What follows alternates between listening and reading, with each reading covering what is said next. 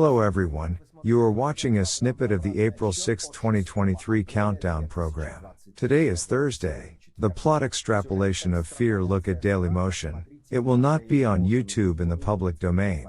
See the full version on Patreon. And thanks to everyone who is becoming our patrons right now. The closer the counteroffensive of the armed forces of Ukraine is, the more clearly the fear in the eyes of Putin and the confusion of his entourage are visible.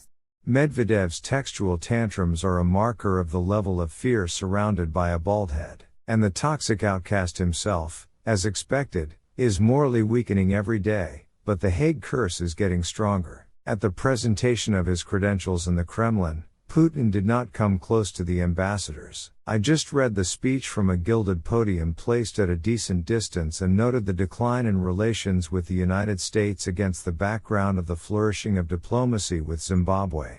After that, his speech was covered by a deafening silence of those present. No one dared to applaud the speeches of the criminal. After an awkward pause, Putin darted into his bunker, not even accepting letters from the ambassadors, hiding behind sanitary requirements.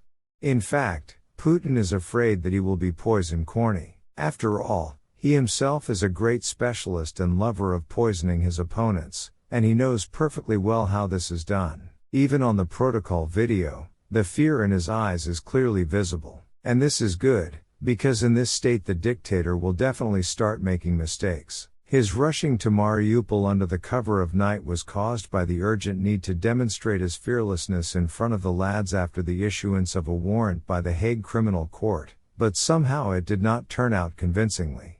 Now, when the date of the offensive of the armed forces of Ukraine is getting closer, and the voices of experts predicting the imminent defeat of the Rashists are getting louder, Putin is calculating his own risks. He ruthlessly fires the generals he holds responsible for miscalculations and failures. According to British intelligence, the Russian Defense Ministry dismissed Colonel General Rustam Muradov from the post of commander of the Eastern Group of Forces in Ukraine. Under his command, the occupiers suffered heavy casualties as ill-conceived attacks repeatedly prevented the capture of Uglíder. And in the very building of the General Staff of the Ministry of Defense on Znamenka Street in Moscow on Wednesday evening a fire broke out. According to official figures, the kettle caught fire, but no one said what exactly burned there during the tea party. All these incidents do not add confidence at the top, and here also Kyiv is unnerving with its reports that, in principle, it could discuss the status of Crimea with Moscow, but only after the armed forces of Ukraine, during the counteroffensive, reach the borders of the peninsula. It is clear that when Putin is alive, no one will conduct any negotiations, and the leader will cosplay Stalin with his decrees not a step back. But if then Moscow was behind, then here, what? For what to die? With what motivation? Against the background of the absence of normal weapons, it turned out that prayers in the direction of Beijing turned out to be in vain. The démarche with nuclear weapons delivered to Belarus pissed off the Chinese comrades, and before Macron's visit, the Chinese Foreign Ministry stated that there was no boundless friendship between Moscow and Beijing, and in general, all this is diplomatic rhetoric, a figure of speech. Throwing the panda over his hip pissed off the rat, who was already thrashing about almost alone. From friends there was only Honduras. In search of money for the war, she desperately shakes up the business and demands to increase taxes for the population. And fresh meat in general will soon be obliged to appear at the military registration and enlistment office without a summons. The State Duma is changing the ways of notifying citizens for conscription for military service. Deep cattle must run to the slaughterhouse by itself. At the same time, official analysts are trying to drape the level of the Kremlin's fear with public fear, which is also, of course, growing.